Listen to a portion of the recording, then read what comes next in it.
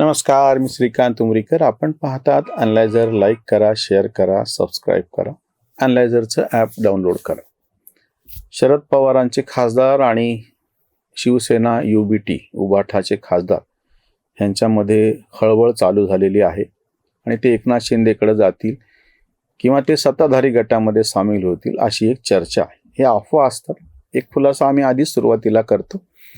शरद पवार गटाचे म्हणून ज्या आमदारांचं आम्ही नाव घेतलं होतं मावळमधले शेळके, तर ते प्रत्यक्षात अजित पवार गटाचे. त्याच्यावरती जो व्हिडिओ केला होता त्याच्याबद्दल दिलगिरी, ती चूक झाली. बऱ्याच जणांनी ते लक्षात आणून दिलं पण राहिलं. ती चूक झाली आणि तो खुलासा करायचा राहिलं होतं म्हणून आज करतो आहे. आणि आज हा खुलासा नेमका ह्या व्हिडिओत करायचं दुसरं एक कारण आहे की ती जी केलेली सगळी बाकी मांडणी होती ती जशाला तशी खरी आहे. आज जे विरोधी गटामध्ये बसलेले आहेत, विशेषतः उद्धव बाळासाहेब ठाकरे यांच्या गटामध्ये असलेले 20 आमदार आणि खासदार, आता 9 खासदार आहेत त्यांची, त्याच पद्धतीने शरद पवारांचे सुद्धा त्यांचे 8 खासदार आहेत. हे दोन्ही खासदार शरद पवार गटांचे खासदार सुनेत्राताईंच्या गटामध्ये जातील का, आणि इकडे हे जे खासदार आहेत शिवसेना उबाठाची ते प्रत्यक्ष एकनाथ शिंदे गटामध्ये जातील का, अशी ती सगळी चर्चा. ही चर्चा का होते आहे हे लक्षात घ्या. जे आम्ही सुनील शेळकेंच्या बाबतीमध्ये म्हणलेलं होतं तेच तशाला तसं इथं लागू पडतं आहे. प्रत्यक्षामध्ये कोणाची नावं समोर आलेली नाही आहेत, ह्या अफवा आहेत. पण ह्या अफवा का उठतात किंवा काहीतरी धूर निघतोय म्हणजे कुठेतरी जाळ असेल असं जे म्हणतात, तसं का होतं तो मुद्दा लक्षात घ्या. सगळ्यात पहिली गोष्ट म्हणजे जेव्हा 2024चे लोकसभेचे निकाल लागले आणि काँग्रेस 99 पर्यंत पोहोचली, सगळ्यांना आनंद झाला काँग्रेसचा नैतिक विजय कसा झाला म्हणून. आणि आता राहुल गांधी विरोधी पक्षनेता कसे होणार त्या पद्धतीने ते झाले सुद्धा.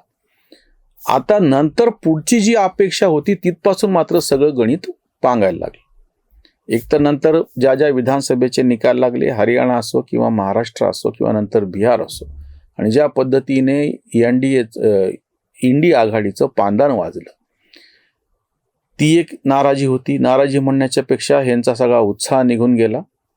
आणि आता जे फ्रस्ट्रेशन आलेलं आहे, वैफल्यग्रस्तता आलेली आहे, या सत्ताधारी आघाडीच्या विरोधामध्ये म्हणून जी उभी होती इंडी आघाडी, महाराष्ट्रामध्ये सांगायचं तर काँग्रेस, शरद पवार गट आणि उद्धव ठाकरे गट, महाविकास आघाडी, त्या लोकसभेपर्यंत यांचं निघलं सगळं. पण नंतर लोकसभेच्या नंतर होत काहीच नाहीये. केंद्रातही सत्ता बदल होत नाहीये आणि बाकीच्या राज्यांमध्ये पण धडाधड भाजप जिंकत चाललेलं आहे. आणि आताची सुद्धा परिस्थिती अशी आहे की ज्या 4 प्रमुख राज्यांमध्ये निवडणुका होत आहेत, हाच मुद्दा आम्ही तेव्हाही मांडलेला होता. असममध्ये त्या ठिकाणी भाजप जिंकण्याची शक्यता आहे. पश्चिम बंगालमध्ये ममता बॅनर्जी काठावर का होईना जिंकतील असं सांगतायत, पण त्याचा फायदा काँग्रेसला काहीच नाही. तमिळनाडूमध्ये DMK जिंकेल का, AIDMK तळ्यात मळ्यात चालू आहे. जरी DMK जिंकला तरी त्यांनी आधीच सांगितलेलं आहे की काँग्रेसला आम्ही सत्तेमध्ये सहभागी करून घेणार. आणि केरळमध्ये त्या ठिकाणी ज्या पद्धतीने मुस्लिमांचा पाठिंबा काँग्रेसला म्हणल्याच्या नंतर बाकीचे सगळे हिंदू आणि ख्रिश्चन मोठ्या प्रमाणामध्ये काही भाजपकडे आणि काही सरळ सत्ताधारी कम्युनिस्ट पक्षाकडे किंवा P. विजयन यांच्या नेतृत्वाखालच्या आघाडीकडे, कारण की त्याला कम्युनिस्ट म्हणण्यात काही मतलबच नाही, तो एक प्रादेशिक पक्ष होऊन बसलेला आहे. ह्या सगळ्याचा परिणाम जो महाराष्ट्रावरती व्हायला लागलेला आहे की विरोधी आघाडी नावाची जी काही गोष्ट होती, इंडी आघाडी ज्याला म्हणायची, त्या इंडी आघाडीचं पुढं कुठंच काही भवितव्य दिसत नाही. एखाद्या वेळेस नेता जर पक्का असेल तर त्या नेत्याच्या पाठीमागं लोक जातात तरी, प्रत्यक्षामध्ये आज काही फायदे दिसत नसले तरी. किंवा दुसरा एक मुद्दा असतो की एखादा विषय तुम्ही हातात घ्यायला पाहिजे असतो, अतिशय नेमका लोकांच्या हृदयापर्यंत पोहोचणारा जिव्हाळ्याचा असलेला विषय जर तुम्ही उचलला तर बरोबर त्याला लोक पाठिंबा देतात, प्रत्यक्ष जेव्हा त्याच्याकडे सत्ता नसेल तरी. पण या दोन्ही गोष्टीचा पूर्णपणे अभाव राहुल गांधींच्या सारख्या नेत्याकडे आहे. एक तर त्याला स्वतःला नेतृत्वाचं काही सिद्ध करता आलेलं नाही. आज तागायत 95-96 निवडणुका लोकसभा आणि विधानसभेच्या म्हणून त्यांच्या नेतृत्वाखाली काँग्रेस पक्ष हारलेला आहे. आणि आता ह्या 4-5 निवडणुकांना त्यांचे शतक साजरं होईल पराभवाच. दुसरी गोष्ट म्हणजे विषय. आता जी इंधन टंचाई होती आणि जी गॅस टंचाईच्या नावानं बोंब मारले जाते, प्रत्येक जिल्ह्यात जिल्हाधिकाऱ्यांनी आणि बाकीच्या सक्षम अधिकाऱ्यांनी कडकपणे पावलं उचलली आणि कुठल्या परिस्थितीमध्ये रांगा नाही लागल्या पाहिजेत. अगदी गॅस एजन्सीला सांगितलं की ज्यांचे नंबर आहेत, जे प्रत्यक्ष सभासद आहेत, ज्यांच्याकडं गॅसचं कार्ड आहे, ग्राहक क्रमांक आहे त्यांच्यापर्यंत गॅस पोहोचवा, त्यांनी इथे यायची गरज नाही, रांगा लावायच्या नाहीत. हे कडक पावलं उचलल्याच्या नंतर त्या ज्या जागोजागच्या ज्या रांगा आणि जे लोकांचं हायपर होणं जे होतं ते सगळं बंद झालं. आता ज्यांची नोंदणीच नाहीये त्यांना आधी गॅस तरी मिळायचा, आज मिळत नाही म्हणून जर तक्रार करायची असेल त्याला कोणी काही करू शकत नाही. त्याच्यामुळे ज्यांनी इंधनाचा विषय उपस्थित केला होता, गॅस सिलेंडरच्या नावानं बॉम्ब करायचा प्रयत्न केला होता, तेही बोंबललं. बरं, युद्धाची परिस्थिती अशी होऊन बसली की ते फार काळ चालेल असं दिसेना आता.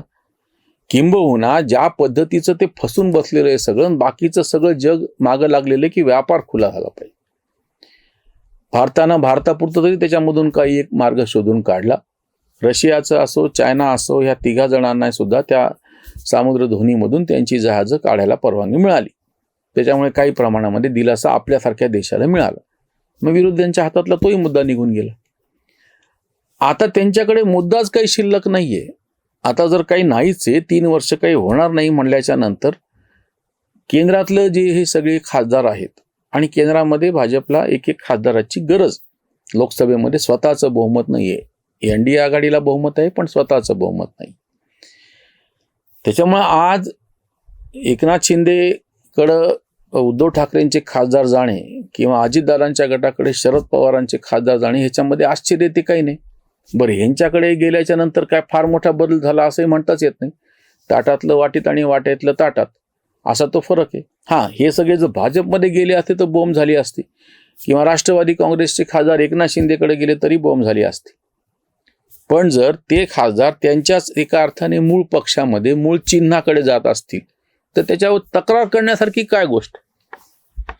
आता हा खरा इथे नेमका जो मुद्दा अडचणीचा होऊन बसलेला आहे. आणि हे जे सगळे आमचे मराठी तथाकथित लेबरांडू पत्रकार आहे यांचं जे पित्त खवळलेलं आहे बसल्या जागीच, कारण की हे त्यांनीच सोडलेलं आहे सगळं. तेच अफवा उठवायचे, तेच फेक नॅरेटिव्ह तयार करायचे, तेच त्यांनी सगळा हा खोट्या बातम्यांचा जो बाजार उठवला होता तो सगळा बाजार बसत चाललेला आहे. आत्ताची गोष्ट, ह्यांनी बातम्या भडक अशा छापल्या होत्या गॅससाठी रांगा कशा आहेत, ह्यांनी बातम्या भडक छापलेल्या होत्या पेट्रोलसाठी रांगा कशा लागलेल्या आहेत, कशी बूम होती, 2,000च पेट्रोल मिळेल मोठ्या गाड्यांना, छोट्या गाड्यांना 200 रुपयाचंच मिळेल. त्याच्यानंतर लॉकडाऊन कसं लागणार आहे, वाटेल त्या पद्धतीनं करून झालं सगळं.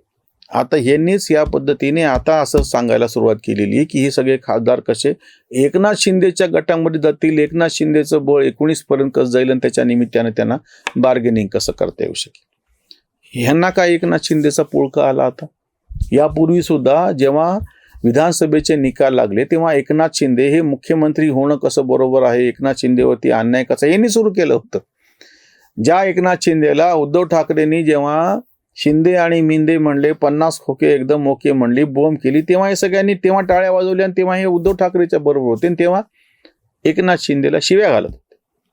आज ते सगळा विषय मागं पडला, उद्धव ठाकरेचं कोणी नाव घेणं, ठाकरे ब्रँड बोंबलला आणि आता ते सगळं झाल्याच्या नंतर आता ह्यांना एकनाथ शिंदेबद्दल उमाळा वरती आलेला आहे. एकनाथ शिंदेला मुख्यमंत्री पद दिलं गेलं नाही म्हणून ते कसे नाराज आहेत. काय हसायची गोष्ट आहे. 133 आमदारांचा पक्ष आहे भारतीय जनता पक्ष आणि त्यानं 57 आमदाराच्या पक्षाच्या नेत्याला निवडणूक पूर्व युती करून निवडणूक लढवून जनतेनं कौल दिल्याच्या नंतर काय म्हणून मुख्यमंत्री पद द्यायचं होतं.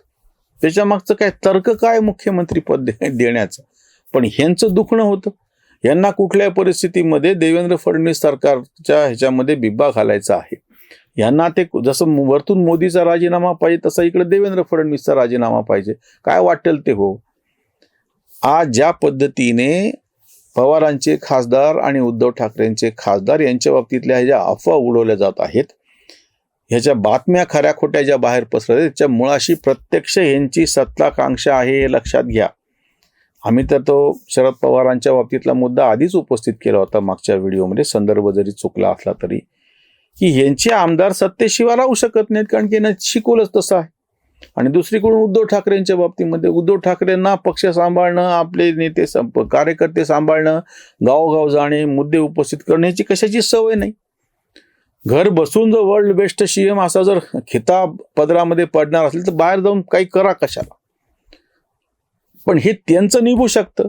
आम्ही नेहमी म्हणतो की इथे AC मध्ये बसून छानपैकी व्हिडिओ करण्यानं आम्हाला फरक पडत नाही.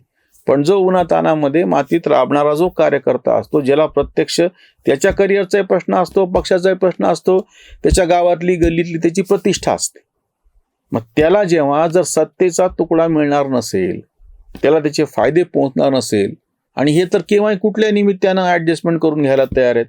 मोहित कंबोजच्या पोराच्या वाढदिवसाला जेव्हा आदित्य ठाकरे जातात, मग तेव्हा तुम्ही मोहित कंबोजच्या नावानं शिव्या घातल्या होत्या, त्याच्यासाठी तुमचा कार्यकर्ता जमिनीवरती भांडाभांडी करत होता. आता त्या कार्यकर्त्यांना काय करावं? तडजोड तुम्ही करून घेतली. शरद पवारांचे खासदार, उद्धव ठाकरेंचे खासदार त्यांच्याकडे राहतील ही गोष्ट मुश्किल आहे. ज्या गोठ्यामध्ये चारा नाही त्या गोठ्यामधली गाय दावं तोडून कधी पळून जाईल हे काही सांगता येत नाही, तशी परिस्थिती आहे. ह्यांचे खासदार ह्यांच्या गोठ्यात नाही राहिले तर उद्या आश्चर्य वाटून घेऊ नका. इथेच थांबूया. धन्यवाद. स्वधर्म जागृतीचा विधायक बुरुज